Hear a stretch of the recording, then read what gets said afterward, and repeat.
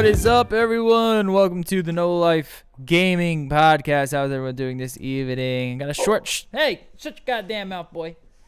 We got a short show for y'all this evening. Not too much news going on. We have been playing some games, so we will chat about those. There's a little bit of news, and then we're going to talk about the difference between a remaster and a remake.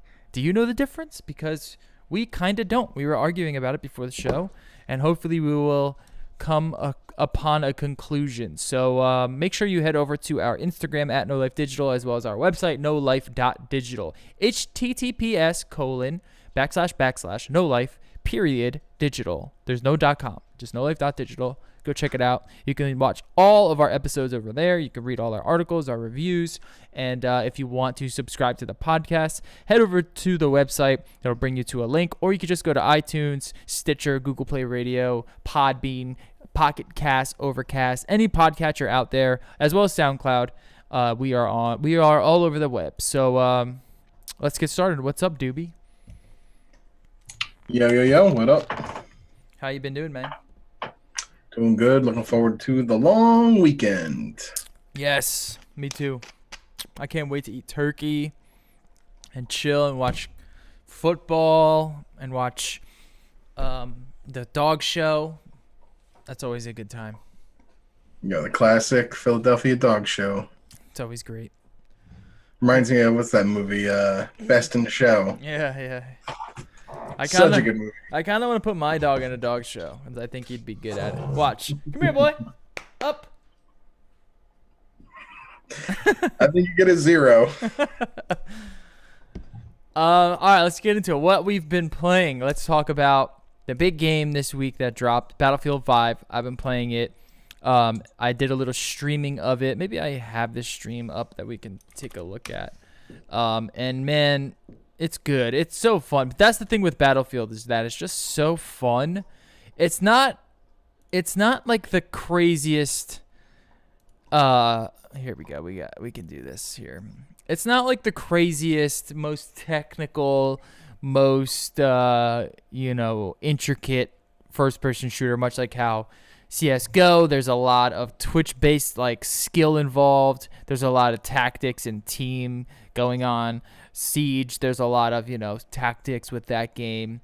Even Overwatch, there's a lot of tactics in Overwatch, a lot of skill.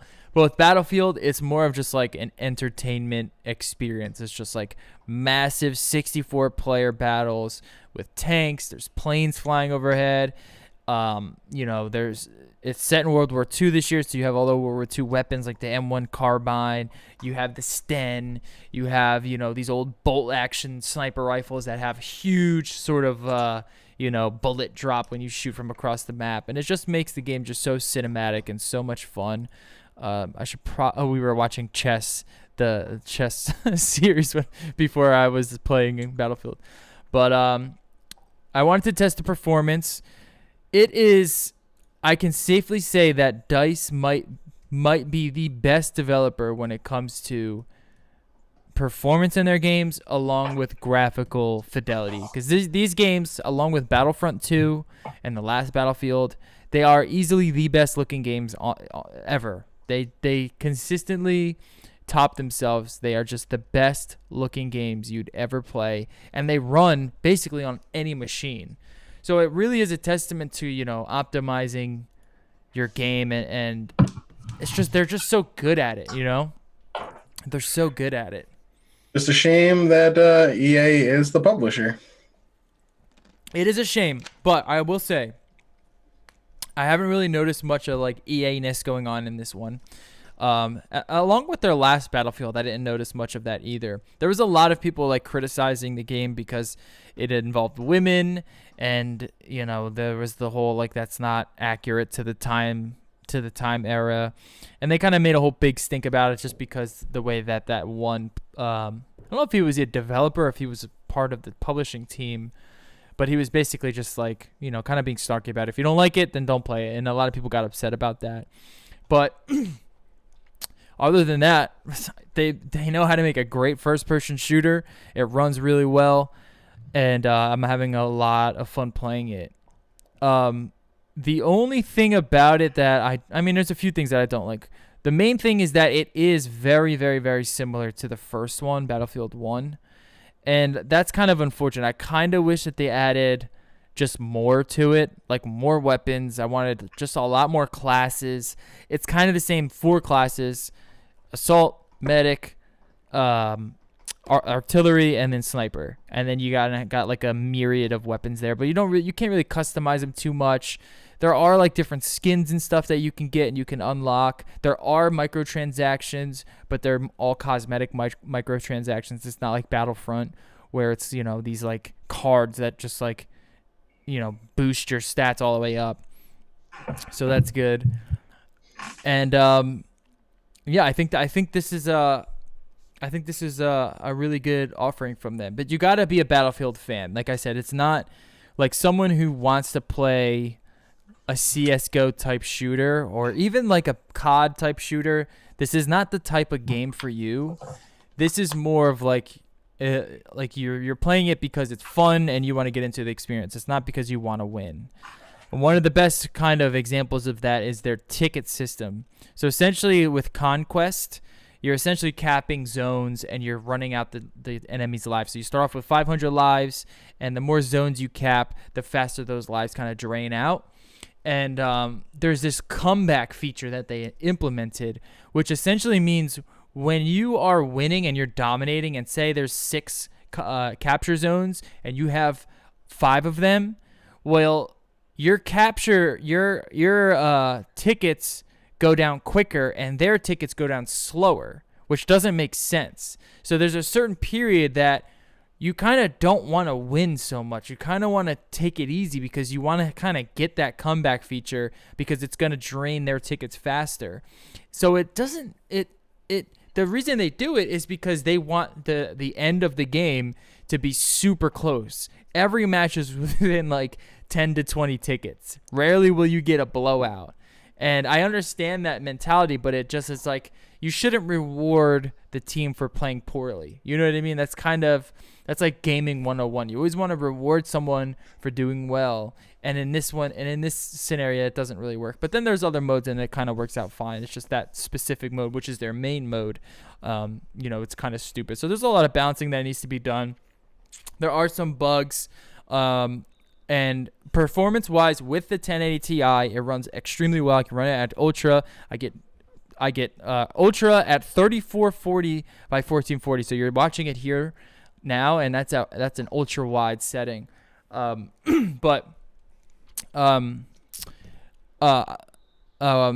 was I saying? In terms of performance, 1080 Ti, it runs well. But what I'm hearing is, and from what I've been seeing, and we're going to talk more about it tomorrow on the tech portion of the show, but the new NVIDIA RTX feature, which essentially enables real-time ray tracing. That was the big selling point of these new NVIDIA RTX cards.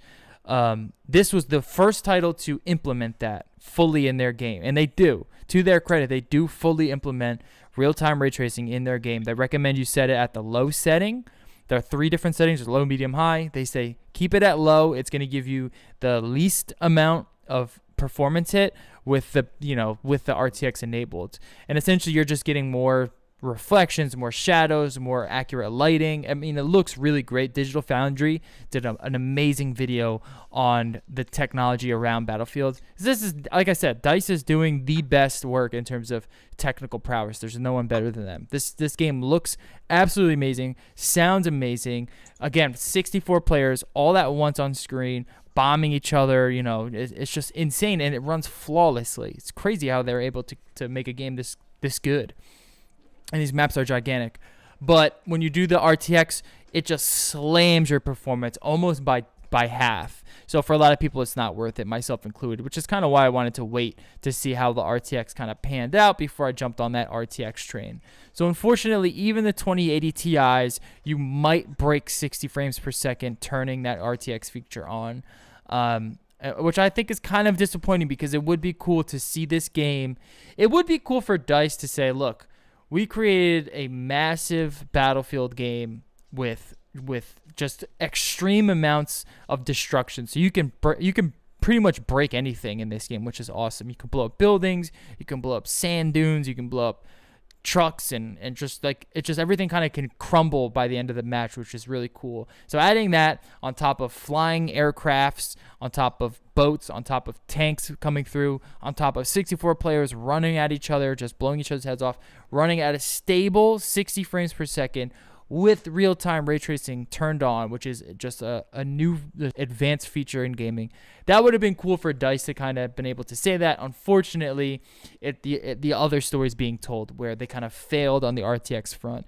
And that's just because EA's name is involved. This is an EA game, so a lot of people are going to be very, very skeptical. They're just going to treat it a lot harsher than it needs to be treated. I'm not that way. How new is RTX? Didn't that just Yeah, I mean, this would have been... This is the first game with RTX. And I bet you it was not designed with RTX in mind when they started development on this thing. So right, and that's what NVIDIA was saying. It's half-assed and rushed. Yeah, well, that's what NVIDIA was saying. They were like, we were actually really surprised that DICE was even able to get this feature ready to go by the time they released this game when we approached them with it. So yeah, it wasn't developed with RTX in mind. They came across and they said, "Can you make it work?" And for the most part, they did. Right, it works, and it doesn't crash the game or anything. Except I'm hearing 2080 Ti's. That NVIDIA's fault. 2080 Ti's are dying out, which is crazy. We'll talk about that tomorrow. But they were able to kind of put it together, and just with the 1080 Ti, and I'm sure even with the 1070 or a 1060, you drop the graphics a little bit lower. I'm playing on an ultra wide 1440 resolution. I'm sure if I dropped it to 1080 16:9, it would just run 60 frames. Like no matter what, you can play this game, which is awesome on PC. That's where you want to play it, So I'm really impressed I'm always impressed with DICE and how they create these games and how they're able to make them so optimized. They should really be the example, because when you play a game like PUBG, or you play a game, we'll take PUBG for example. You play a game like PUBG and it runs like complete trash and it looks like complete trash, and then people are just like, all right, well, when Blackout comes out by Call of Duty and Activision, who know how to make games and they do it correctly, everyone plays that, and that's why it's selling so well, and that's why people are so excited about it. And when the what's it called, the Battle Royale feature comes out to Battlefield, people are going to be excited because it runs smoothly, it looks good, because they're good at what they're doing, right? So, they should be the example of kind of what you should strive for optimization-wise for your games. And I think I would personally say like DICE is at the top of the heap when it comes to that. Hopefully we can, I don't know, because I know a lot of people have problems with EA, but they're offering that Premier thing, and that's how I purchased it. Their Origin Premier Pass. You pay $100 per year, and you basically get all of their titles. So I was able to pick this up, which would have been like $62 if you factor in tax. I'm probably going to get Anthem. I'm probably going to get the next Madden. I'm probably going to get whatever kind of AAA title comes out next. You know what I mean? So already me getting that pass, I already got my money's worth, because I'm already getting this game and I'm already getting Anthem. So any other game is just like a cherry on top. So it really is like a good deal if you plan on playing some of these games, which, especially if you're a sports fan, it's kind of a no-brainer. So I know we were kind of making fun of it last week, but once we sat down, we looked at it, we're like, this is actually not a bad deal. $100, you're essentially getting it for what? $40 off if you get 2 games, right? I won't make fun of the deal. I will make fun of Origin. It's not a great platform. Well, it's really not. I mean, what's wrong with it? I just don't care for it. I mean, it's just Steam, essentially. Right? You could literally say the exact same thing about Steam. It's just because you just don't like it because it's EA. That's the thing. That too. Steam these days is pretty meh too. It's not that great. They're all trash. They all suck. What happened? What happened to like the PC gaming hubs? They've all like gone so downhill. I mean, I just don't see what else you would want from it other than just giving you a game and allowing you to chat with your friends. You know what I mean? So I think like Discord's in an interesting position because they have their VoIP features, and it's like Discord's a great kind of chat service. So adding a good curated store to that makes sense. That would be pretty cool. Yeah, Discord's definitely doing a lot of interesting things, and they're kind of the one I have my eye on. Yeah. Because they could They're just essentially be the one that people use to get their games. Yeah, they're dipping their hands into everything because like that's like the thing with Steam is like who really used Steam chat? Right. Like Nobody used the you chat would feature. like chat with your friends sometimes like you used to, like back when that was the only thing Yeah. around. You Yeah, when know. it was the only thing if you didn't have AOL Instant Messenger Right. or Yahoo. And then when they added the overlay thing where you could chat in game, that was awesome, you know? Yeah. But Yeah, but they didn't have a they didn't have a VoIP. You were right. using like TeamSpeak or Mumble Right. or any of those other services. And then Discord came in and was like, "Hey, here's VoIP and also it's free." Yeah. Yeah, and like Steam is like for what it is, it's perfectly fine. It's just like I just wish there wasn't a million of these because there's Blizzards, There's there's COG. what is that? Or Oh, what is that's it? the Geos? game GOG? codes, the No, game it's a code ones. GOG is Galaxy of Gamers. Okay, yes, that's the game codes, right? Where they That's do the codes. well, that's the one that I bought Witcher on because it was like on a really good sale. And you just got a code for it, correct? I mean, it's just digitally, but Okay. it's a marketplace. It's just like Steam. It's a launcher and a marketplace. So okay, It's there's two. just like Steam. There's two. Well, then there's Blizzard. There's three. There's Origin. There's Discords. there is Twitch, there's Twitch. Then there is what's the other one that publisher has? is Humble Bundle considered part of that? They usually just do Steam keys. No, Humble Bundle's a little bit different. They just do keys. Uh, it's the one I want to. For some reason, I keep thinking Activision, but it's not Activision. It's there's a few other ones. I can't quite. Yeah, there's so Let many. me- There's so many now. Let me look at my fucking thing and see if I even have it downloaded. Yeah, there's a lot. Um, I don't know. I forget the fucking name of it. There's so many. But to me that's the problem. There's so many, and you're never gonna get them all to consolidate because they all want a chunk of that pie, I guess. You know. Oh yeah. But if Steam or Discord, if you're listening, which I know some of you are, the first person to do a Netflix style Game Pass, figure out what the numbers are, because the Origin Pass is great.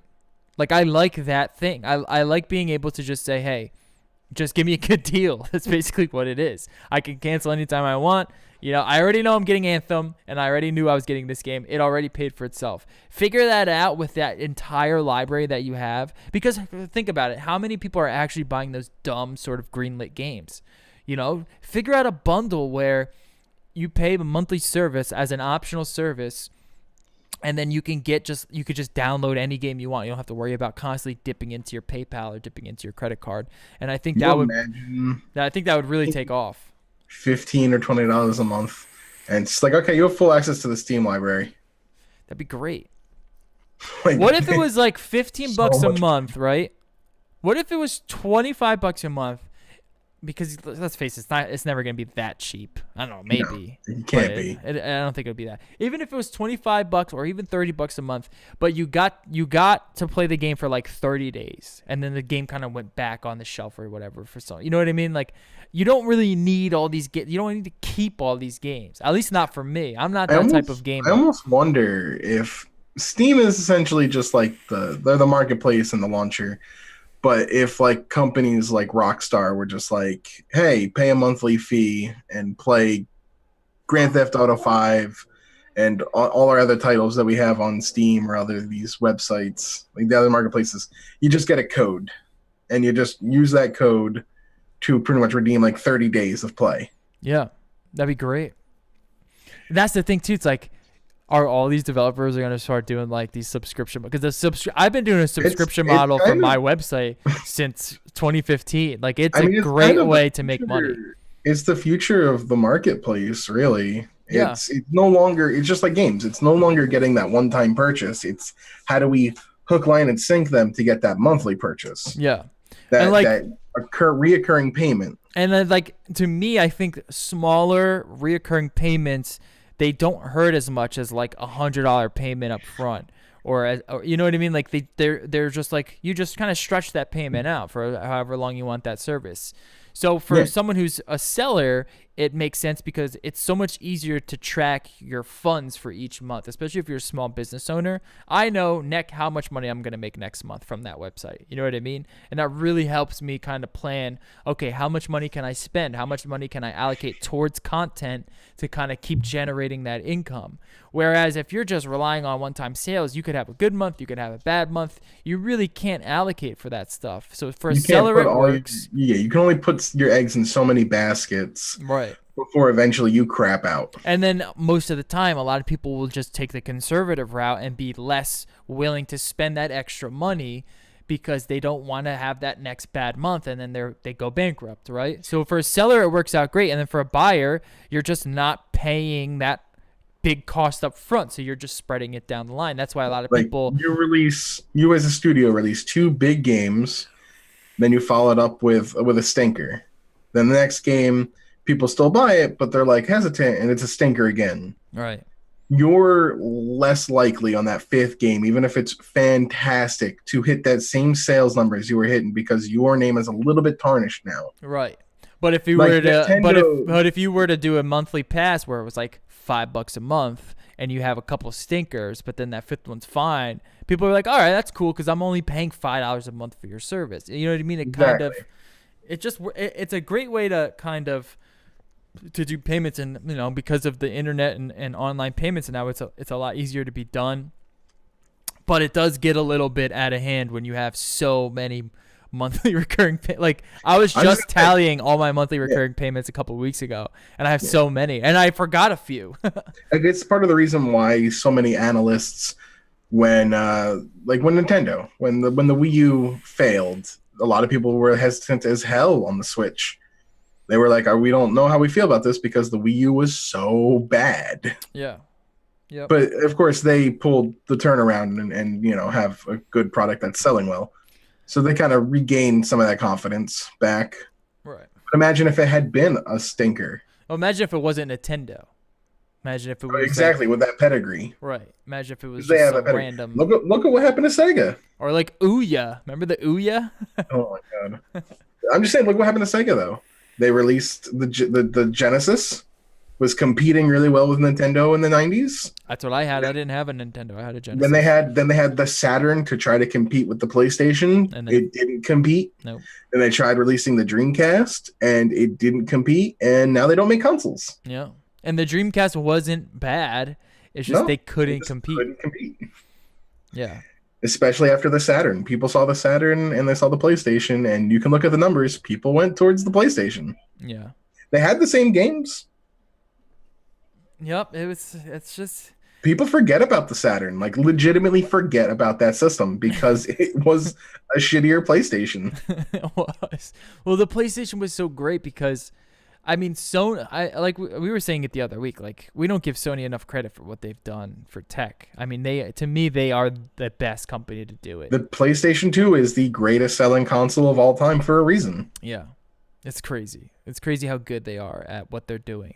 But they really just understand what value is, and they just have the money to give you the type of value that you want. You know what I mean? They just have the money to just say, fuck it. You want it? Here, you can have it. Which is, I mean, that's essentially what people want. They just want it all. So it kind of, it's interesting because, I mean, we got on this topic just because we're talking about that Origin Premiere thing. But, like, I wonder if there even is room for other like indie developers to do it, because I really don't think so. Like someone like EA, for me, because I don't have any bias against EA. By the way, we are the most unbiased channel here, just to let y'all know. But I don't have any bias towards EA. I don't have any bias towards any developer or any like AAA developers. So when I hear a new Rockstar game's coming out, I'm getting it. When I hear a new Nintendo first party game's coming out, I'm getting it. You know what I mean? When I hear a new Bethesda first party's coming out, I'm getting it. So if those companies were to kind of say, hey, give us $5 a month, you can play any title that we release, I'm cool with that. But like, these smaller developers that need to make or break, I don't know if I would be the type of person to get their pass. Well, I mean, luckily for them, they're not selling games at $60 a pop. But they're also the ones that need that type of pass the most too. You know what I mean? Like Origin, EA does not need to do an Origin Uh, premiere. I I don't think think. it's I think at that point it's not going to be done through them. It would be them working with the publisher to do that. So the publisher would be the one doing the past service, Yeah. offering up the indie games. So that payment model, because like as an indie game developer, you're selling your game for what? Like let's say Hollow Knight was $15. Yeah. But that like those guys who developed Hollow Knight, they don't have a bunch of other games they can also offer at a payment Right. per Right. month. And at $15, that's a price point that I argue is easy is to jump into to buy the game. Yeah. But what they could do is work with other indie developers to join as like a collection, and either work as a collection or go through a company like, hey, Nintendo, we'd like to offer up our indie games as like an indie rental service, Yeah. like an Netflix style that people who order have the Switch can do. Or And if then you're those, listening, Discord, that'd be perfect for Discord. Yeah. The Discord, it could be the new Netflix. And maybe you don't even have to download it in the future. It's just cloud gaming. You could just play it right there. Like that's becoming huge right now. I was using GeForce Now, running PUBG on my MacBook, running it off the cloud. It was running fine. There's only one indie developer I can think of that might be able to do something like that, and that would be Chucklefish. They're the guys they're developers, but they're also, I believe, publishers. Because they're the ones who did what's the farming game you all like? Stardew Valley. Stardew Valley. But they've done a bunch of other games, and they've got a bunch of other ones coming out, like in the works, like Wargroove. I don't think they're developing that. I think that they're publishing that one. But they're like the only ones I can think of that have the library to offer such a service. Yeah. Yeah. No, they would need to, like you said, they would need to get a publisher to do that for them. Yeah. All right. Moving on. The next game I've been playing is Brawlhalla. I played it before on PC because it's kind of like the broke man Smash Brothers. But There's a couple of them. It came out on Switch and I picked it up and I'm having a blast with it. It's just a good, if you're trying to get that Smash Bros itch on your Switch, that's really the only title that I know. You playing as Rayman? No, I haven't gotten the Rayman yet. I'm playing as, I don't know. I think Rayman's out on that, right? Yeah. The way that they do it though, it's like you only get a set amount of characters and they rotate weekly unless you buy them with money. And then you get to keep them permanently. Didn't Shovel Knight make an appearance in Brawlhalla too? Or is that the other one, Rivals of Aether? I'm sure I don't know. I have no idea.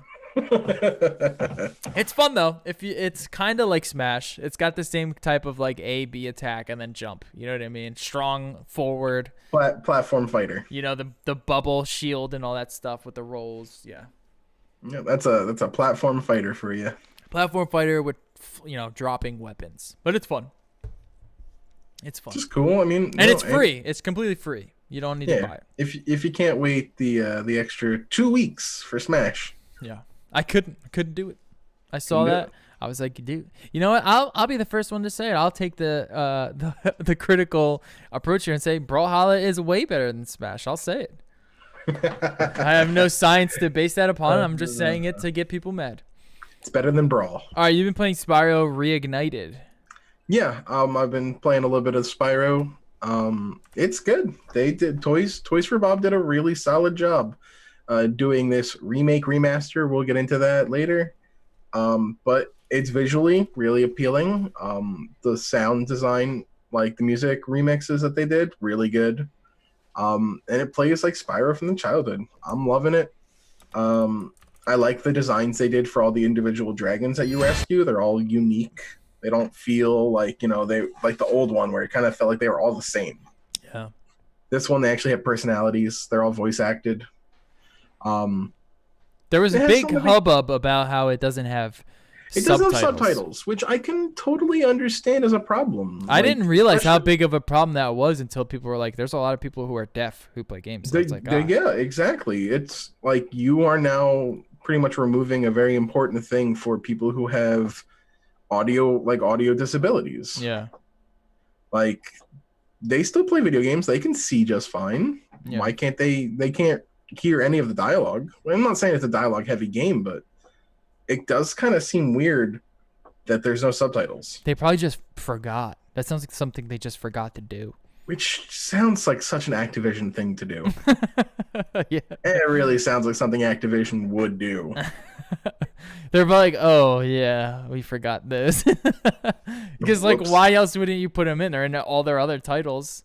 It's not like Yeah, they've which taken it's a so weird. stance against subtitles. I mean, let's be honest. They're going to put a patch in for them. It's something you can patch in.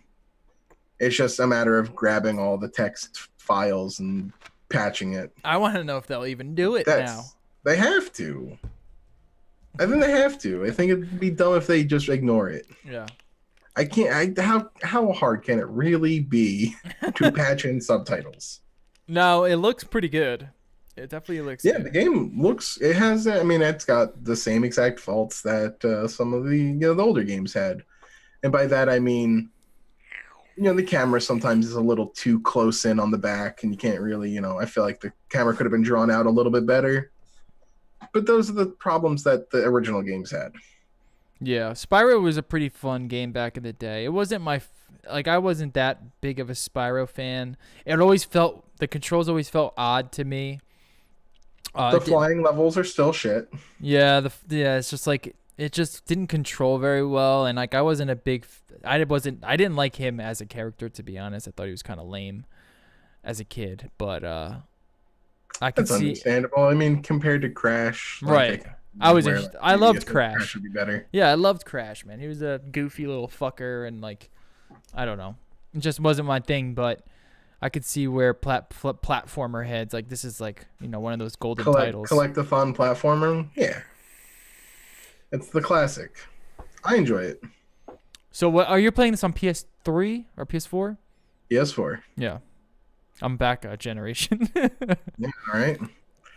Yeah, but yeah, PS4, and then if how much is it? it's $40, like all the other remake remasters, where it's not full priced. So that's what I want to know. We're gonna talk about this later, but are they calling it a remaster or a remake? I don't even know what the terminology they use is. I have to look at the description. Looking at the footage, it looks like a remake.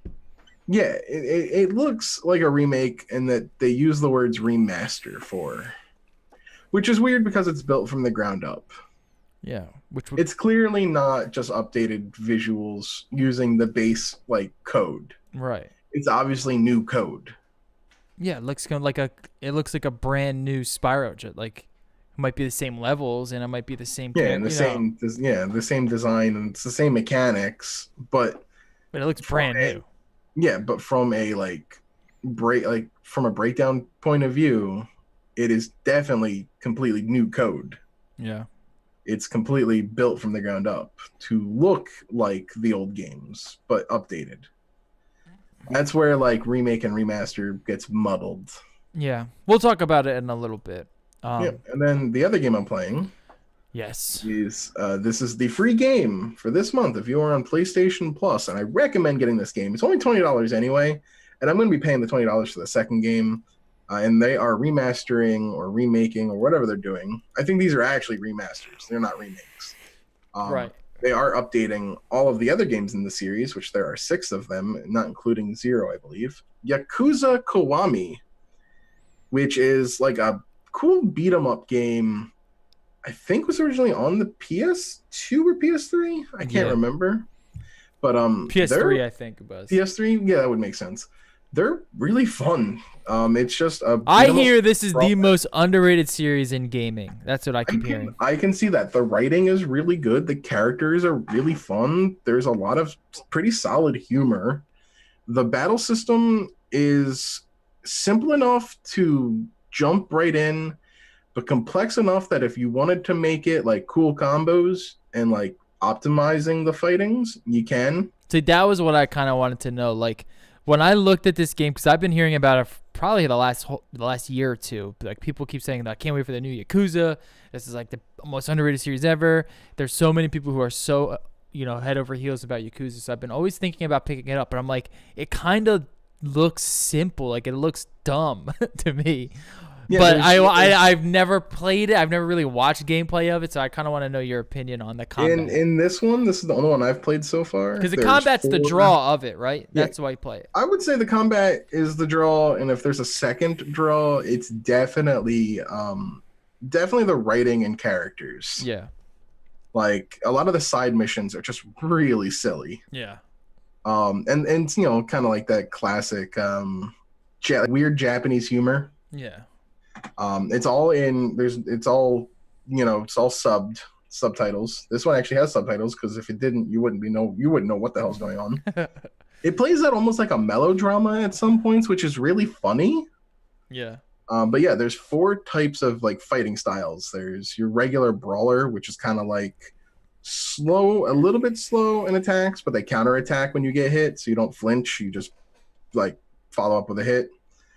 There's rush, which is like your kind of like very quick 7-hit combos. It doesn't do a lot of damage, but it helps build up some of your meter. Yeah.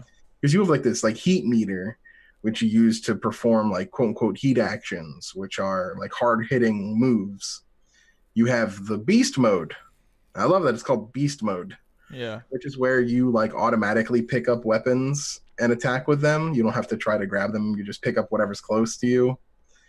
And then with that, you can use it to clear out like big groups of enemies if you're surrounded by a bunch. The blocking combo for that, like you can just block. So you're like, you block them and you're blocking from like all angles. Mm-hmm.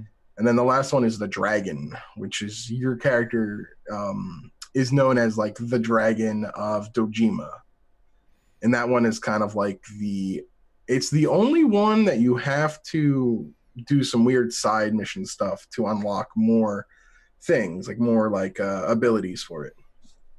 And like it's got a cool like side mission stuff. You gain a lot of experience points. And then So do you have to like only choose one of those fighting styles? And nope, you can with switch between all four at any point when you're fighting. Okay, so that's how you can kind of string together weird combos, I'm assuming. Yeah. So like my general strategy is I use the rush mode to gain the meter, and then switch to like brawler or beast to use that meter. And then you just do that and repeatedly build up stuff. Then there's like 100 different mini games. There's bowling, there's billiards, there's darts, there's karaoke. There's a ton of side missions that are quick and silly. There's like a card game.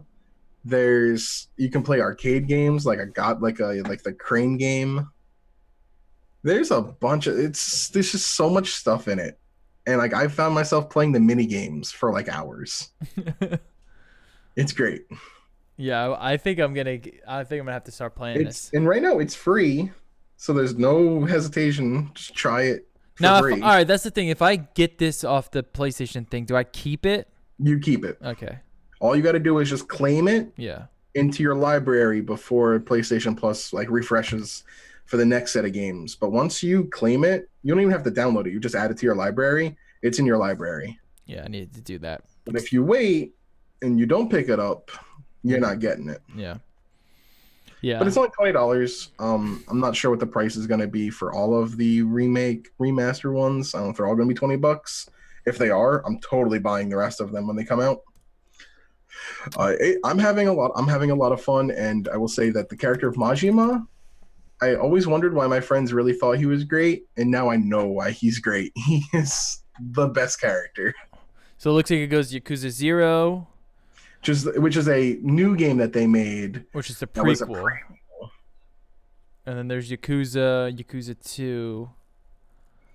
And I think they're up to 5 or 6, but they're remastering all of them, like the ones that like I think need remastered. Yeah. There's so many Yakuza games. Yeah, I don't even. The Wikipedia doesn't do a good job of discerning which is which. Yeah, there's Yakuza 6 came out in April of 2018 on the PS4, so they're up to that one. Okay. I do believe that Kiwami seems to be one of the best ones. Yeah. Kiwami is like Yakuza. So they say Kiwami is the remaster. That's what I think. Kiwami means remaster. So Kiwami you want to play, Yakuza 0, Yakuza Kiwami. So is Kiwami the remaster of 0? So Kiwami is the Japanese word for extreme, which is essentially their tagline to say, "Hey, this is the remaster. This isn't Yakuza 1." Oh, these the Kiwami games are remakes of the original PS2 games. Yes, that's it. So then they say play that one, and then you have to play 4. 4 seems to be the best one of the series, Yakuza 4. Yeah, I think at some point the main character does change. So I think you play as according to Kotaku. I think you play as the main character for a couple of them, and I think the later ones have a different main character. But I don't want to spoil myself. I want to play them. I want to see, want to get my hands on them. Me too. So, I'm gonna start playing Yakuza as well, because I hear such good things about it. All right, let's do the thing that we do now. We're gonna rate the games that we've been playing. I'll start Battlefield 5. I gotta give it an 8, a big solid 8. But I'm again not biased. Most unbiased gaming channel here. Don't care who you are. You give me a good game, I'll play it. I don't care how many women are in the game. Battlefield 5's an 8. I would give it a 9 if it was fully realized and released when it ended, or when it was released, meaning the RTX wasn't buggy, there weren't bugs, all the game modes are out, because that's not the case right now. And I do, they do kind of have this weird single player. I would love a bigger single player experience, and I would like more out of it. But an 8's a really good score for first person shooters, considering I would give Call of Duty a 7.5. Brawlhalla 10 out of 10. It's better than Smash Brothers. Go ahead. Not biased. I would give Spyro about an 8. I think it's an 8. That's pretty solid. It's a solid recreation of the original games. There's not much I think it could have really done much better. It suffers from the same issues that Crash Remaster did, that the original games did. So I would have put an 8 on it. Mm-hmm. The one thing I would have liked to have seen was this. I don't know why they couldn't put all 3 games on one disc. Don't know why it required an additional download for second and third game. It made no sense. Yeah, that is. But that's not on the game. That's on Activision. Activision is Activision. Yakuza Kiwami, I'd give it like an 8.75. Nice. I don't want to give it the full 9, but I also don't think it's lower than an 8.5. So I'm gonna give it right in the middle there, an 8.75. It's a good score. It is a fun game. It can get a little tedious at times. The random battles, like not random battles, but like when you're running around town, like there's like street thugs that don't really give you a lot of money or experience, and they kind of just get in your way. Mm-hmm. But like I just run away from them at this point, but they're everywhere. That's really like my biggest gripe, is really just like once you get to a point like where you feel more powerful than anything you're fighting there.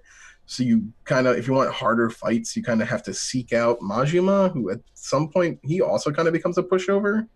So you got to advance the story in order to get like better fights. Mm-hmm. But that's the only thing I can say. Like that's really my only big gripe with it. It's got so many mini games. I love it. So there's the solid little lineup. If you have nothing to play, you're waiting for Smash. You got a bunch of games there. Good solid 8s all in a row. And if I were to really rate Brawlhalla, I mean it's a free to play game. It's like a mobile game. I wouldn't even. I would just say play it. It's free. Just play it. There's really I can't really rate it.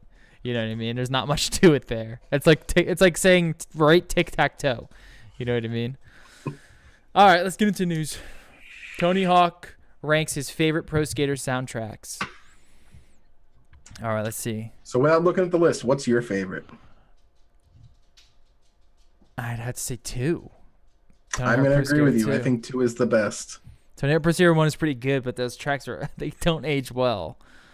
But Tony Hawk Pro Skater 2 is definitely more memorable. Let's see this. 2 is my favorite. So he goes 13 is Pro Skater 5. 12 is Shred. Tony Hawk Shred. Don't even remember that game. Tony Hawk Ride. Is that the one with the board? I think that was the one with the board. Remember that? I had one. It was a joke. It was so bad. I had one. It was terrible. Oh God. Oh man, Downhill Gym. I don't know what that is. I don't know what Project 8 is. I remember Project 8. His Tony Hawk Pro Skater 3 is number 8. Surprise 3 is that low. Yeah, Proving Ground's number 7. Underground 2 is a 6. Pro Skater 2 is at 5. That's 5? Really? Like not even Yeah. top 3? Pro Skater or Underground, and then Pro Skater 4. American Wasteland is 2. I remember I need to look that one up because that sounds very familiar. I will say this is a good top 5. Yeah, I mean they could go either My way. top 5 is this top 5 in a different order, but it's still these 5. All right, let's see what tracks were on American Wasteland. I specifically remember, I think 4 had both the Violent Femmes and the Social Distortion cover of Ring of Fire. That was so hot. Yeah, it says American Wasteland had a bunch of punk bands covering a bunch of old punk songs from back in the day, which is kind of cool. The cover art is homage to London Calling by The Clash. It's cool. Yep. What is American Wasteland? When did that come out? Let's look at this. You had, it's all a bunch of covers, which is really cool.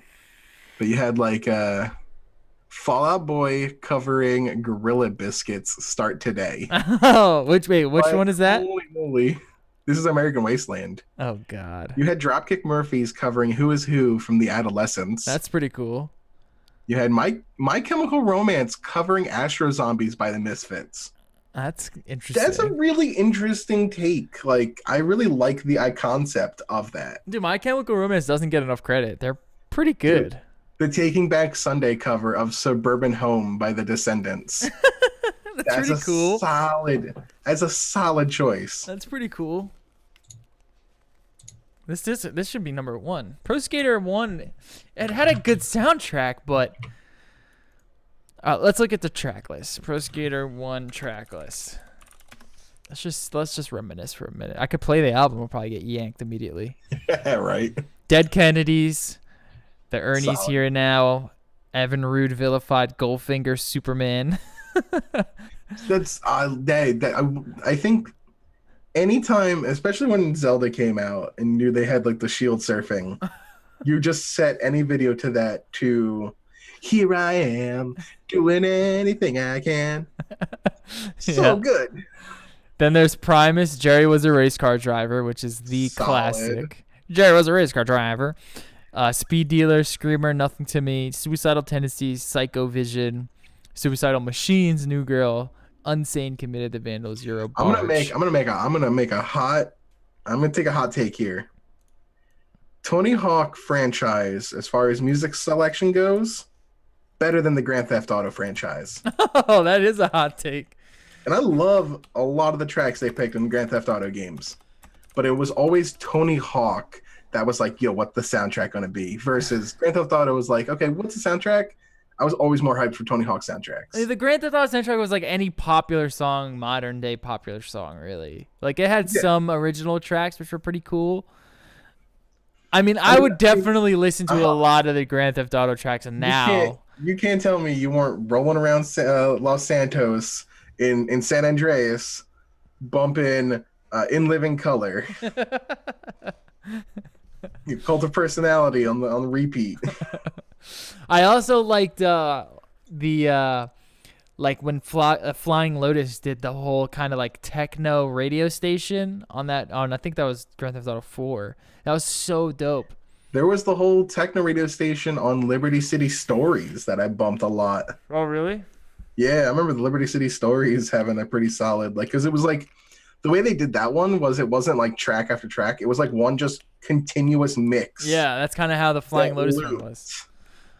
And I always liked how that one was solid. All right, listen to the Tony Hawk Pro Skater 4 soundtrack. It's huge. Okay, ready? Yeah, I remember that one being a lot of songs. Agent Orange, Bloodstains, Aesop Rock, Labor, AC/DC, TNT. I mean, they probably spent so much money to get that one. And that's what he was saying in this interview was like why some of the newer games were lower on the list is their budgets weren't as big. Yeah, they just didn't have enough. So they couldn't license songs like that. Yeah, it's so expensive, especially when it's a game and they have to account for like just like how it has to keep playing. It's crazy. Then there's a Veil Simple Song, Bouncing Souls, Manthem, City Stars. I don't know what this is. Jai plus Bad Dreams. The Cult, Bad Fun, De La Soul, Oodles of O's. It's such an eclectic mix that I love. Delinquent Habits, House of the Rising Drum, The Distillers, The Faction. There's Flag and Molly, Drunken Lullabies, Gangstar, Goldfinger Spokesman. Iron Maiden's on there. Less Than Jake. I don't know who this Muska Beats is, but there's one with Biz Markie, Jeru the Damager, and Mally Mel. That's pretty dope. Oh, that's right. It had Black Ball from The Offspring, which is the original Offspring album. That's crazy. It's not even, that's pre-Smash. I don't see that on here. Yeah, it's after I'm looking at the fan wiki. Yeah. Muska Beats, Nebula, NWA's Express Yourself, Oh, I see, The yeah. Offspring's Black Ball, Public Enemy. Public Enemies By the Time I Get to Arizona, Around DMC. My Adidas from Run DMC. How is this not number one, actually? That's crazy. Sex Pistols Anarchy in the UK. All right, I want to see the dreaded 5 track list because I don't know that one. Anti-Flag's on there, Atmosphere, Black Pistol Fire, Bully, Cloud Nothing's Cat. I mean, I don't know half of these. There's Death from Above, 1979, Dear Mother, Doomtree, 4 Year Strong is on there, Rat-a-Tat, the Shreds, the Orwells are on there. I mean, this is not a bad list at all. They're just bands he probably doesn't know. You know what I mean? They're more like content. Newer kind of like indie bands. Wait, Clutch? It had Clutch on there? Wow. I don't see Clutch. Am I looking at the wrong one? No, I don't see a Clutch. Where do you see Let me Clutch? see. I think I'm in Spotify for some reason. No, Clutch isn't on there. That might be a different one. No, is this Underground, right? I'm looking at Pro Skater 5. Okay, Underground had Clutch on it, which I'm like surprised by. Yeah, my dad loves Clutch. He's a huge Clutch fan. Hey, I think they opened up for Primus 2 years ago. I went and saw them. And Jaron was a race car driver. They played that one. That was a good one. All right, let's get the fuck off of Tony Hawk's soundtrack. Good times. Good times. Let us know what your favorite one is in the comments. Yes, please. I want to know. It's probably Jerry was a race car driver. What was the one where it was like, Gorilla you Radio gotta wash your ass if you must. You gotta brush your teeth if you must. If you must by Del the Funky Homo Sapien. Oh yes, that's who sings it. Yeah. Yeah, that one's. I love Del. That one was stuck in my head every time I heard it. Yeah, Del. Or else you'll be funky. We're probably gonna get copyright strike just for me singing that. There's such a perfect rendition of that song. All right, moving on. Valve discontinues the Steam Link hardware, and it's already almost gone. If you don't have a Steam Link, I will sell it to you for $5,000. Feel free to PayPal me. I'll send it right over. It's essentially a Chromecast that you can stream games to. It's actually really cool because it was so cheap. It was $30 or something like that. And you could pick them up anywhere. So I picked one up, and essentially you would connect your Steam account to it, and you would stream from your gaming PC to the box.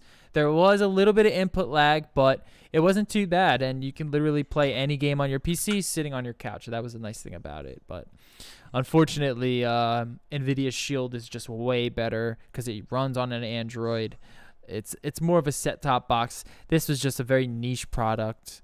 The Steam Link costs $50, while the bundle is 10% off at $89.98. Valve has previously sold the Steam Link at clearance prices as low as $2.50 to move hardware, and I guess it just wasn't selling.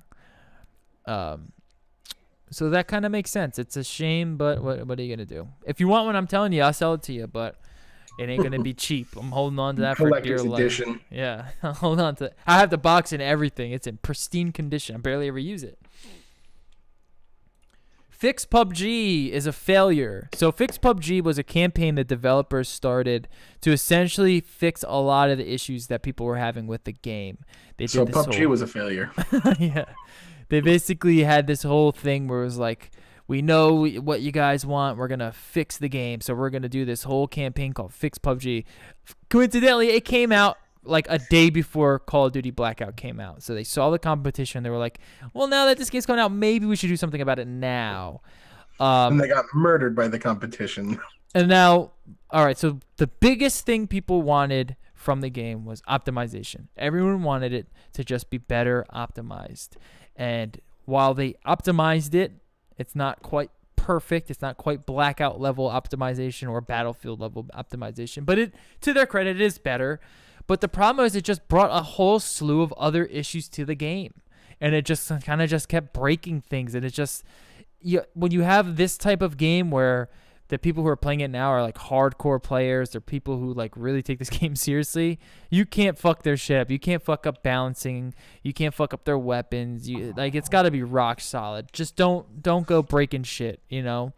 Then a lot of people had server performance, which was one of the things that they were trying to fix. That seemed to be a little bit better. There was anti-cheat stuff. People cheating, Chinese people cheating, a lot of people, and I don't mean that in a racist way. It's just, God damn it. It's just a fact, man. The Chinese they were cheating like motherfuckers in this game. To the point where American PUBG players were like, region lock us. We don't even want to play with these Chinese dudes anymore. All they do is cheat. And then, unfortunately, that didn't happen. So, I mean, they're basically, they partner with Tencent. So they're not going to get rid of half their or lock half their fan base out of the U.S. But in order to do so, they would need to strengthen their anti-cheat stuff. And it's just, there's still tons of cheaters. The matchmaking seems to be just like there's nothing there. And then there were a couple other fixes, but it just overall, they just didn't do too much. And the Xbox version of it is still complete garbage. And like that's the biggest, like, if they were able to get this to work well on Xbox, it could have been huge for them, and they just didn't bother. And apparently there's rumors, I don't know if it's been confirmed, that it's coming to PS4. Right. So their Xbox was like trying to bank on that being like the exclusive. Yep. And it turned out to not be. It turned to be a complete disaster. Yep. Yeah, Xbox got fucked in that end of the deal. They really did. Like, that sucks for Microsoft, but I don't know I don't know what Phil Schiller's doing over there. They need to hire me. I'll charge you whatever you're paying Phil Schiller. You could pay me $1 million less, and I'll take the job. Please, I need a job. I'll fix his fucking game. I'll fix all of your shit. I know all the problems with Microsoft. I'll help y'all out. I know the path to success. I'm telling you. We all do. We all know it. Except Phil Schiller. I think that's his name, right? Phil Spencer? Oh, Who's Phil Schiller? I don't know. Is he an Apple dude? I'm sitting here like, are you like bashing Phil Spencer by calling him Phil Schiller? Phil Schiller is the Apple's he's a CFO, or I don't know, he works at Apple. I don't know. Phil Spencer is the guy at Xbox. Phil Spencer, not Phil Schiller. Not Phil Schiller. Yeah, Phil Spencer. Phil Spencer, hit me up. I'll help you. I'll fix all of your issues. I know you can also fix all of Apple stuff. Yeah. Phil Schiller, hit us up. Phil Schiller and Phil Spencer, get together on a phone call with me now. I'll help you both out. My rates are very low. Producer of Castlevania Netflix series are now making a Devil May Cry Netflix series, which I'm way more excited about than a Castlevania series. I think this is great. At first, it was really reported that he was going to be working on like a Zelda series. Yeah, and I thought that would have been really cool. People were actually really upset about that. It wasn't Zelda. It wasn't Zelda. Yeah, I get it, but at the same time, Nintendo was super hardcore about their properties. Well, it was like there was no reason to even expect a Zelda thing. If someone like just made it up. Someone just made it up. That was the whole story that I read. And if people just like news outlets were just like, so a guy makes things up and now we're reporting that the guy said this. You know what I mean? And it kind of just spins out of control. Yeah. Devil May Cry actually fits into this, like, it really fits in well to the genre that they've got going on with Castlevania. Yeah. It fits into the theme. That and dark like, sort of American anime look too. You know what I mean? Yeah. And season 3 of Castlevania got greenlit when it came out. Season 2 came out. It got greenlit for season 3. People really liked season 2. I haven't had a chance to watch it yet. Just been a little too busy to sit down and watch it. But this you haven't watched any of them? I haven't had a chance. I like to binge, so I'm going to binge all 8 in one sitting. I want to know your thoughts on it, because I know Loco liked it a lot, and I checked it out per his request. From what I've been told, it's if you like the first season, It's twice as long and all pretty much better. So I'm excited to watch it. Yeah, I wasn't really a big fan of the first one though. It was a See, little slow. I love Castlevania. Like, Yeah, I don't really I know think the that whole, world really. I think the whole trope of like Dracula is really dumb, and it's been abused to death a billion times in almost all forms of media. But for some reason, Castlevania is like the one media form that I really enjoy always fighting Dracula. Yeah. Yeah, I mean, I am curious to know your. I mean, I'm more excited about a Devil May Cry series. I love that whole universe. I think it's so cool. Is it Dante that's starring it? It looks like they're going right off of DMC1 Dante. Yeah, that would be awesome. That was the Like best character in my opinion. Devil May Cry. He was the best one, the first Which one. will be interesting when they get to the point where they add Virgil and like his brother and all this other stuff. That'd be kind of dope to see how they deal with it. And I don't think it's going to be 4 episode season one like Castlevania was. I think it's going to be a full like at least 8 episodes. I would assume so. Yeah. That Castlevania season one was kind of like just the toe in the water of will this work? And it just seems like Devil May Cry just fits it better because it's so stylized. You know what I mean? Yeah. I really think that and it's no surprise that it's Devil May Cry because they're both Capcom owned properties. Yeah. Which makes me wonder, when will they make a Mega Man X? A Mega Man X animated series could be super cool because the Mega Man animated show they're making for Disney looks like hot garbage. How could a Mega Man series ever be cool? I just don't understand that. Mega Man X. Without because it, X and Zero were like the edgy versions. Okay, I'm saying it out. They're the edgelord versions of Mega Man. They would fit well into this. all right. Make it happen. God of War cleans house in UK's Golden Joystick Awards. This is usually a good precursor to what we're gonna see. Except for Game of the Year.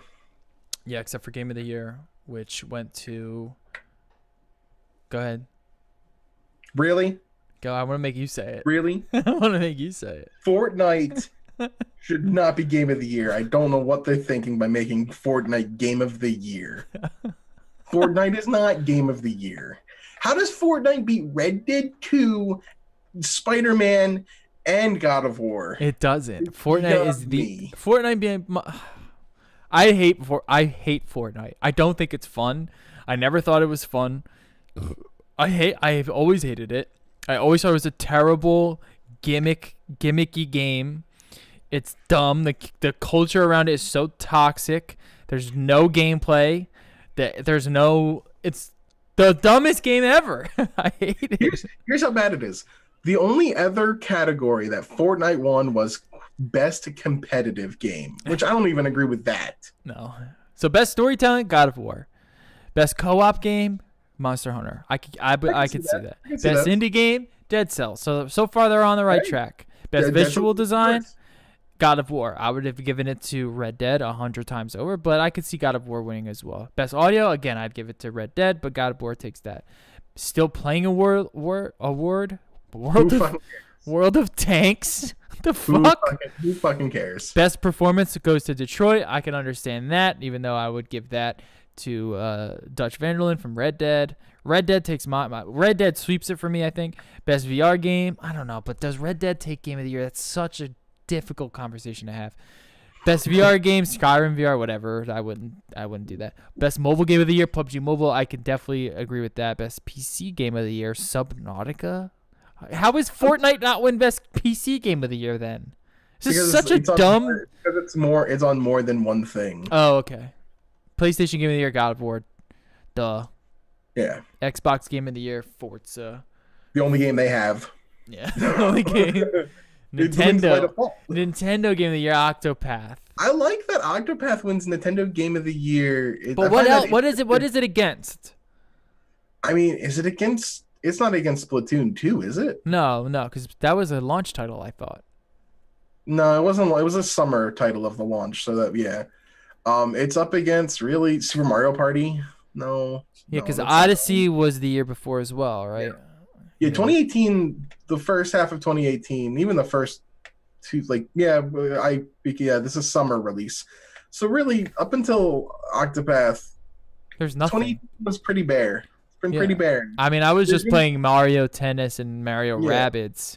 Mario Tennis came out, but I wouldn't put that at game for Nintendo's Game of the Year. No, it's And not. my thing with Octopath is Square Enix putting out a really, really, really good like new IP. Yeah. Stop making Final Fantasies. Make more of these games. Yeah. Critics' Choice went to Red Dead. Most Wanted game, Cyberpunk. Lifetime Achievement Award goes to Hideki Miyazaki, Dark Souls director, which is awesome. I would love to meet that guy. Outstanding contribution. Go ahead. What'd you say?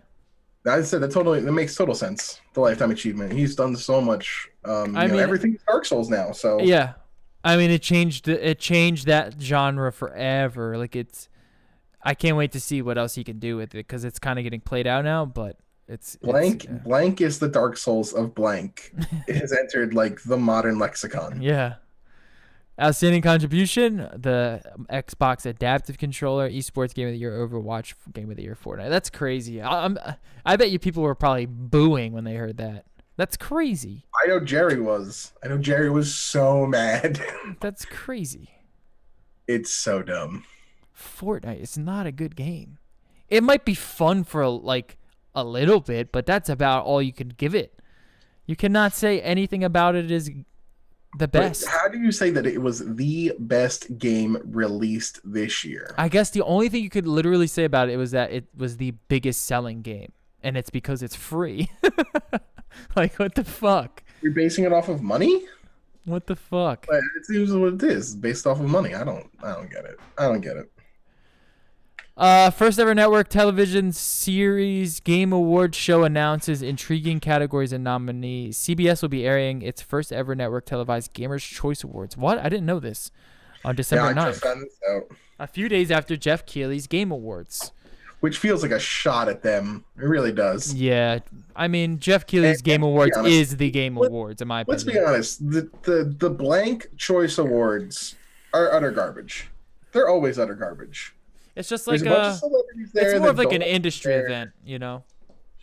It's like the fans choose it, the kids choice awards, the teen choice awards, and there's always celebrities that just don't want to be there. So I'm excited to see, and now here's here's Nicki Minaj to announce Game of the Year. Yeah.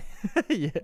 Who the fuck cares? With Nicki Minaj, no, you don't need to bring here's Cardi B with Best Esports Moment of the Year. It's really, to me, it's like I say it to industry is just because it's not Game Awards is like the Oscars, right? So the Gamers' Choice Awards, that it has this era that it's a people's choice, but it's really just like it funnels money to these people. It's just like a money grab. Yeah. All right, let's look at some of these categories. Fan favorite male gamer. That's probably gonna go to Ninja. Yeah. I mean, I know a bunch of these names, and it's that I know more of these guys than I do some of those other lists of those people. Favorite female streamer, I don't even know any of them. I don't know any of them. I don't watch any. And that's not to say that I don't like women streamers. It's just they're not usually streaming the content I want to consume. Exactly. They're not usually having much there's not much there for me. I know somebody in our Discord was posting some stuff about bot streamers. And I'm just like, Jesus Christ. Yeah. Fan favorite game: Fortnite, God of War, Spider-Man, Overwatch, Dragon Ball FighterZ, Celeste, League of Legends, COD. Oh my God, there's a lot of nominees in these. I know. All right. Well, I don't want to read all of these. Let's look at gaming moment of the year. Ninja plays with Drake. That was this year. That might be a big one. Red Dead has biggest opening weekend. That's pretty big. Dr. Disrespect hits a $100 headshot. I don't know what that means. That? I don't know what that means. Yeah. Tyler One returns to League of Legends. Ninja plays with Drake, but I mean, that was huge. That was that's got to take it. Ninja wouldn't be the name he is if that event doesn't happen. Yeah, correct. Fortnite probably doesn't even have the success it has if that moment doesn't happen. Right, correct. Because then people were like, well, I could be like Drake if I play Fortnite. Yeah, that put Fortnite, that was I got to imagine. Did Fortnite pay for that to happen? I got to imagine they did. No, I really don't think so. I really think it was a natural. Because that is some huge advertising. Yeah, I'm sure like That's like straight up free advertisement like that. no, I'm sure Drake's people were probably hit up Ninja's people and they were like, "Hey, let's get together. He wants to kind of collab on like a street like just for them." You know, I don't think it was like they were looking at Epic or you know what I mean? Yeah, Because like the when less Ben people Simmons what was it, like Ben Simmons and somebody else were playing like PUBG. right. Right. Or when that happened. Listen to this fan favorite retro character. Mario, Link, Donkey Kong, Pac-Man, Bonk. This is so Who the fuck is dumb. Bonk? What the fuck is Bonk? He's I don't obviously know. from Bonk's Adventure. The classic. When you list the classic games of all time of Super Mario Brothers, Did you meet him The yet? Legend of Zelda, Sonic the Hedgehog, and Bonk's Adventure.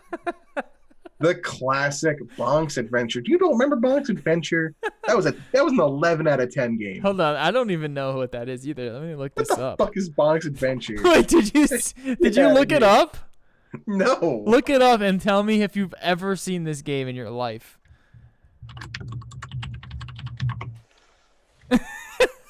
Is that Skittles? That's my boy Skittles. Yo, let's go Skittles. Have you ever heard of this game? I have not, but he looking like Kylo, or whatever that baby's name is. Caillou. yeah, looking like Skittles Ninja over What here. the fuck is Bonk's Adventure? I've never heard of this. It looks like it's like a Game Boy game. It was released. It was released in Japan and North America, and it released on the TurboGrafx 16. This is and our the new N- mascot. This is our new mascot. It's literally Skittles. Oh my god, it is. You need to tweet. You need to hit Skittles up in the Discord with a I'm gonna- picture of Bonk's I want to Adventure. ask if you've ever played this game. Holy shit, that's funny as hell. What the fuck? The favorite celebrity gamer. First of all, I mean Drake's gonna win that. This is so stupid. Drake's gonna win that, but in my opinion, it should be Lupe Fiasco because he actually competes at video game tournaments. Oh, does he? He actually competes in fighting game tournaments. Oh yes, I did hear about that. He plays Street Fighter. Yeah, but he also He thinks played the world against is. Austin Creed, aka Xavier Woods. He also thinks the world's flat, so I really don't care what he thinks. I hope he doesn't win anything. Does he actually think the world's flat? Yeah. Oh, Lupe, what have you done? God, how long ago was Kick Push? I mean, if you just think about it, you wouldn't be able to kick push if the world wasn't flat. All right. Anyways, I hate.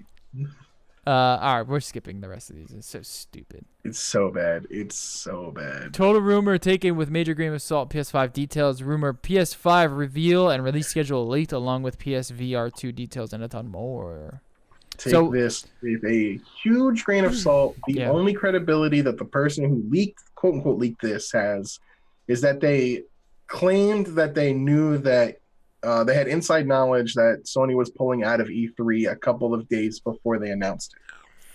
So that's his only credibility so far. I mean, that's pretty big though. It's a solid thing, but I mean, I've seen plenty of people get something right and then they make big predictions that don't happen. Right. So I still say take this with a large grain of salt. We're only talking about it because it's an interesting talking point.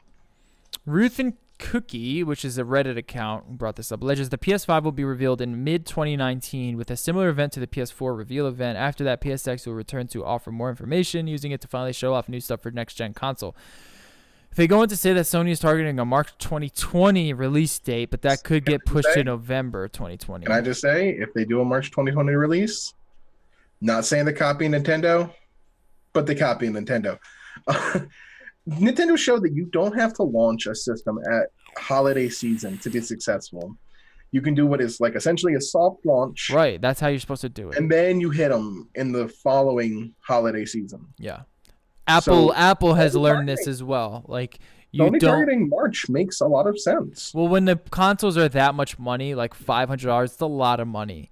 So Yeah, you you don't want to get your- just drop it on Christmas because then it's like, Then you're dealing with stock shortages. right. You're dealing with a lot of this. When you drop it in March, you let your diehard consumer base, which is going to buy it regardless of when it's released, Or buy it, regardless of price. or regardless of price, buy it, which helps you maximize your volume for sales come holiday season. Right. especially when you've already got games now out for the You're system that working the are, kinks out. You're getting all the shit out of the way. Like that's the best way to do yeah. it. That's how I feel that a lot of these companies, you said Apple's done it, Nintendo has done it now. I think when Microsoft releases their next console, that's what they're going to aim for. They're not going to go for that holiday release. Yeah. Then again, Microsoft might be in a different position because they're only big in US and Europe. They have no real presence in Japan. And that's probably why they're going to do a holiday release, and that would fuck them up. And I'm telling you, they have to release their next console.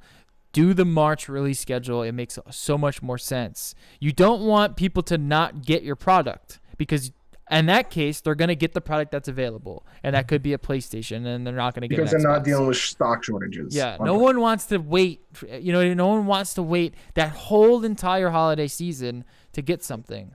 So you gotta get it out in March. You get all the get your forecast so you know how much to produce by holiday season. Then holiday season comes, and then you bundle it with something, and then people go crazy and they'll buy it all up. It's exactly what happened with the Switch.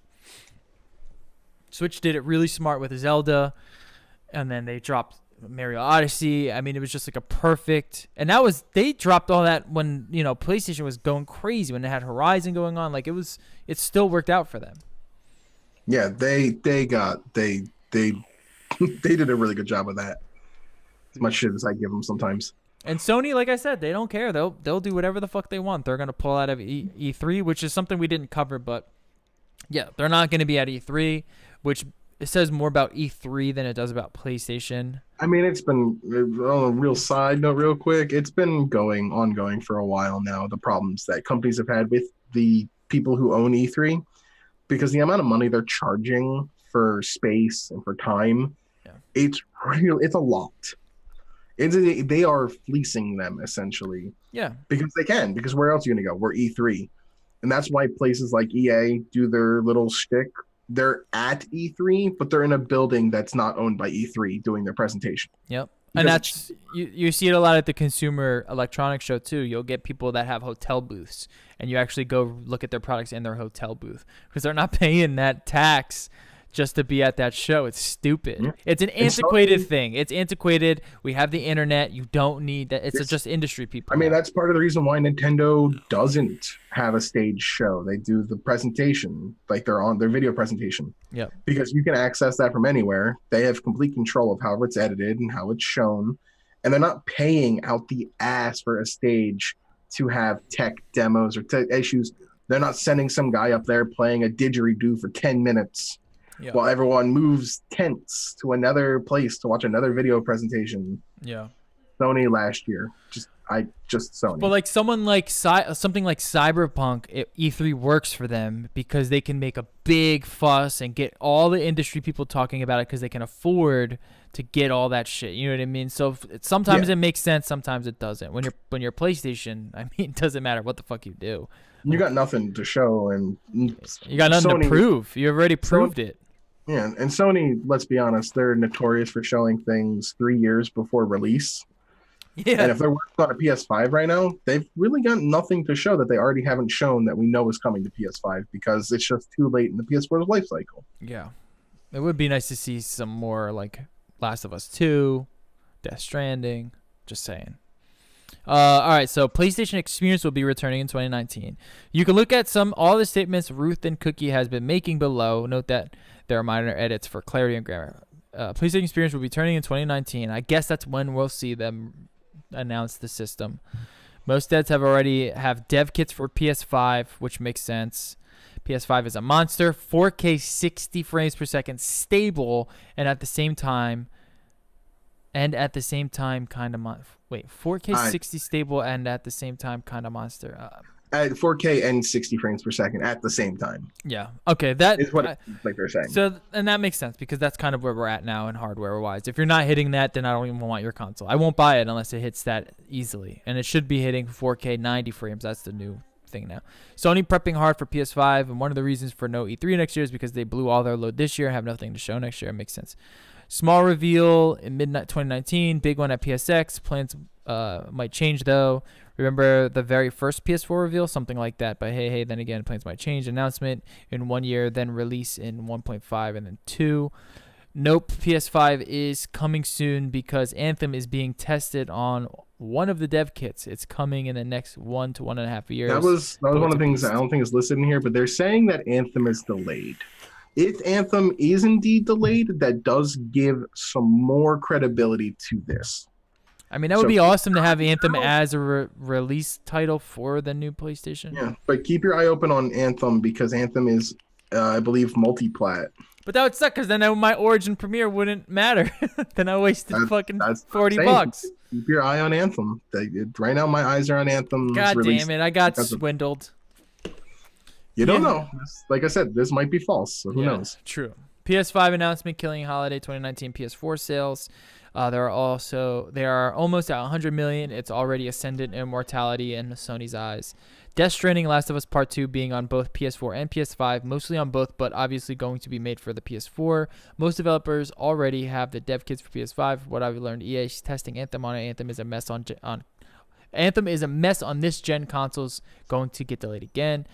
Last of Us Part 2, Death Stranding, Ghost of Tsushima to be PS5 launch titles. Three of the games they showed last year. That would be nuts. And how do you compete with that? We saw that footage from last year's, and we were like, "This looks really good. How are they hitting this on PS4?" Yeah, they this weren't. Is why they're. If this is true, grain of salt. If this is true, that's why, because they're not hitting them on PS4. If they release PS5 with that, I would literally buy all 3 of those games. I'd buy the console, all 3 of those games. Those were 3 huge titles. Ghost of Tsushima looks so good. That's an extra $180 on top of the $500 console. That's if you're assuming they're still $60 a title. Yeah, on PS4. I would assume so. I can't imagine them being more than that. I mean, look how much money Red Dead made, though. You never know.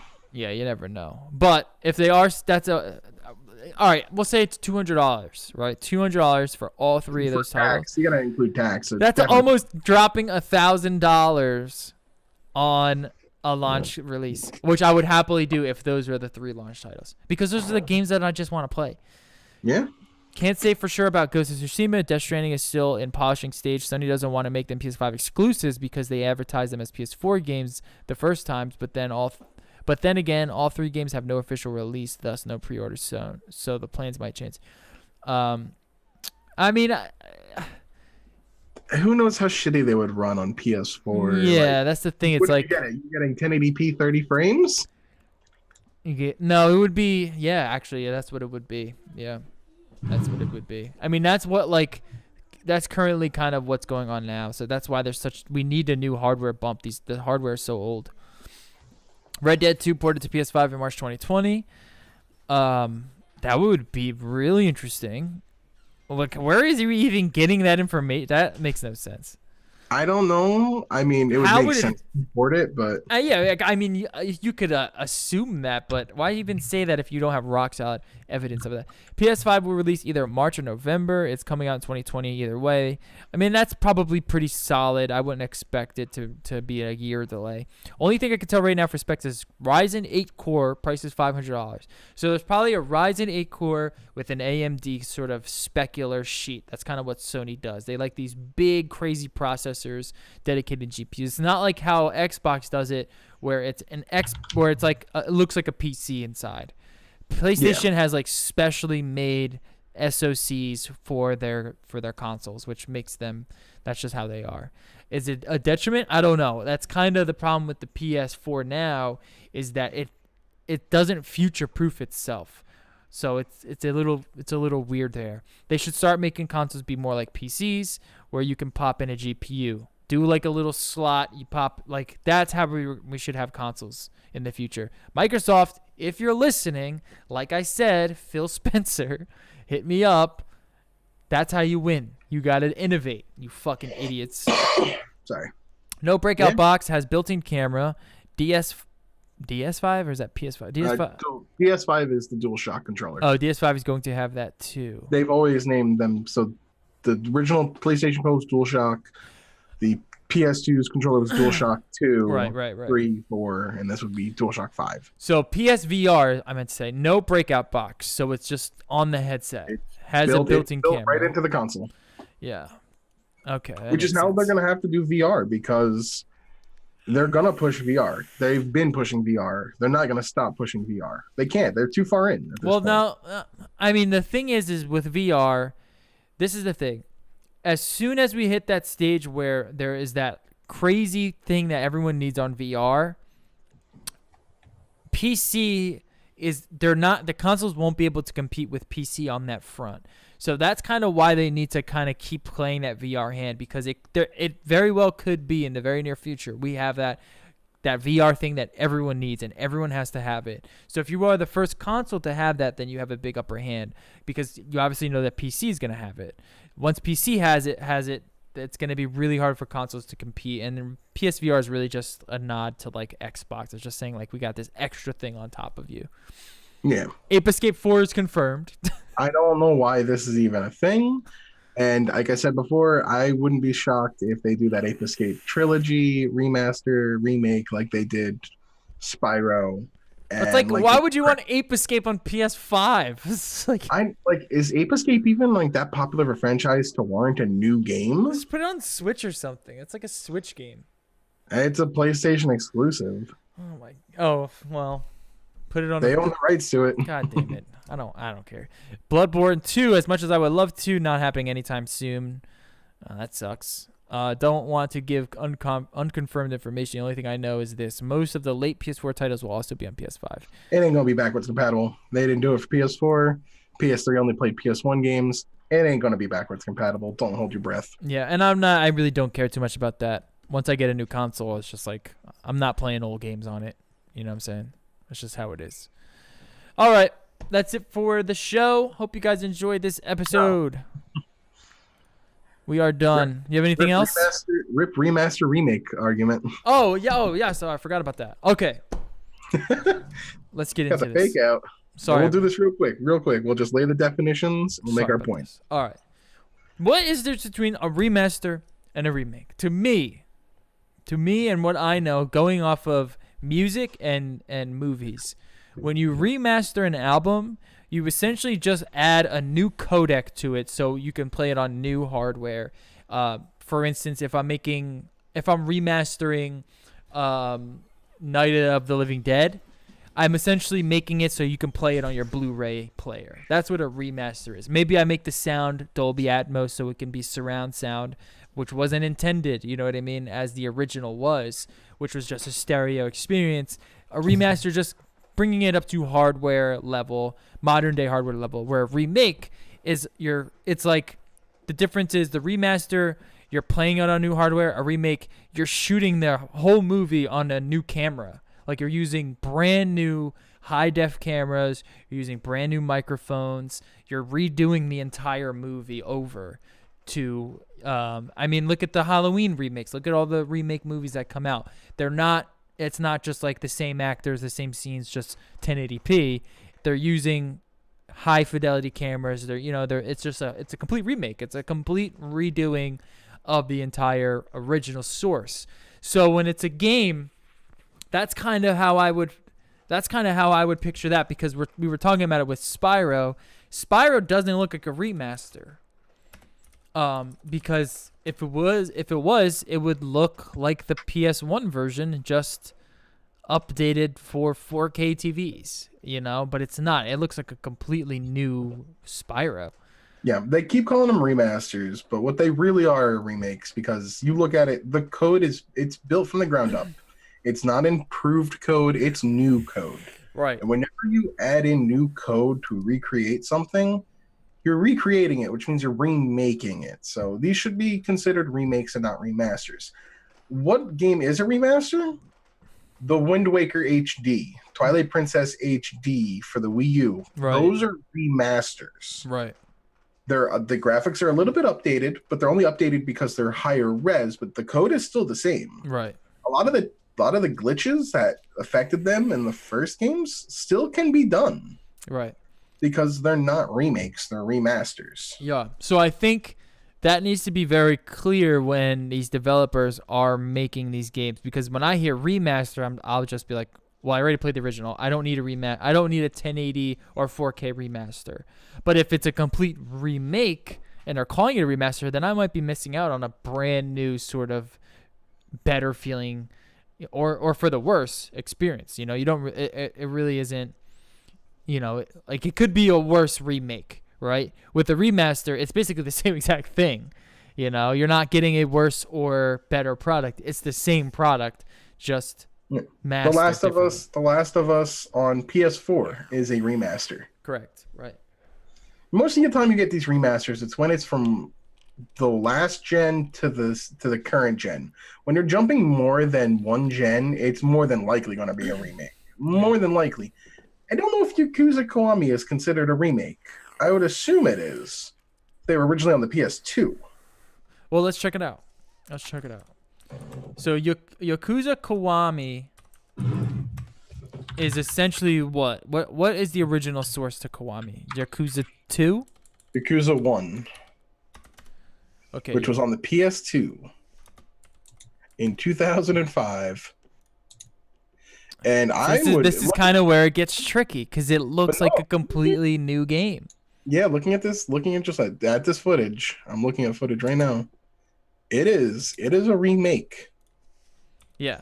It's definitely not a remaster, because this looks booty.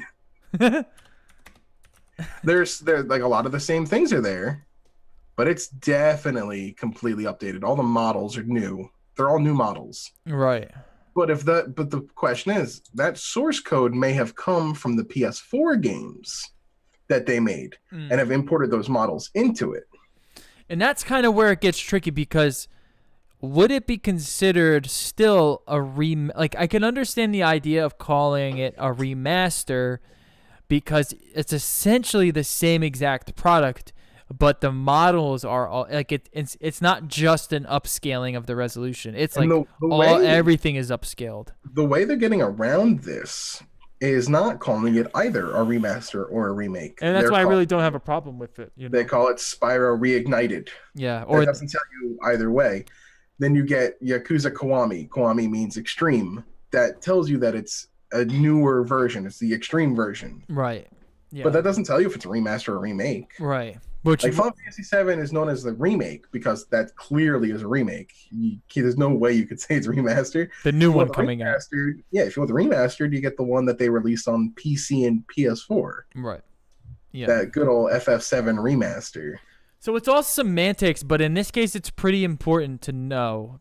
You know what I mean? If you care about the product to the point where like you want to know if it's using source code, if it's going to suffer from the same performance issues, maybe in terms of camera work and controls and things like that, then it's definitely worth doing your research and knowing if it's a remake or a remaster. Yeah, and hopefully they know the difference as well. Like with the Spyro, them calling it a remaster, you know, it's a little tricky there because, you know, you can see it. It looks like a brand new Spyro game. So their definition of remaster isn't this definition that we're talking about. Their definition is like, we are using new character models. We are using new texture models. We do have a new source code. It's the same game, kind of. It's the same, but like that's not really how it is. It's the same mechanics. It's the same controls. Even the camera is pretty much like the same. Yeah, but even then, it's like if you're thinking you're getting an exact remaster, you'd be, you know, mistaken because it's not. I argue that it's better. I do think that the Spyro trilogy is better than the original games. Yeah. And, you know, some people might have that opposite opinion. They might want this sort of low poly res look, you know, just updated. If you want that, go play Ukulele. There you go. Perfect. And that's neither. That's a different game. Yeah. All right. Yeah.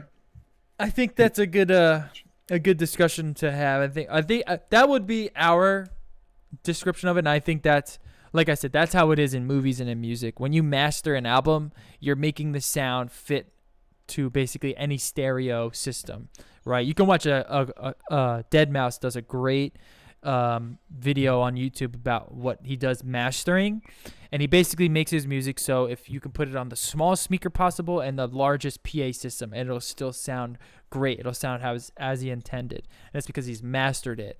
So if he were to remaster it, basically means he's just going back in, tweaking it so it could fit on even bigger, more modern hardware. He's not adding instruments. He's not going in and recording the song with different instruments or higher res instruments. He's just changing the code around a little bit to make it fit modern hardware. That's my and the same thing with movies. Same exact thing with movies. That's my interpretation of the two. So that's the standard one. Just make sure, if you do care, like DB said, do a little bit of research beforehand so you can obviously understand it. And it should be easy to tell with games, but as you know, sometimes it's a little tricky. All right, that's it for this episode of No Life. We'll catch you guys tomorrow for the tech portion of the show. Hopefully, we will be here tomorrow. If not, then we'll be here next week. Have a happy Thanksgiving if we don't see you. And peace.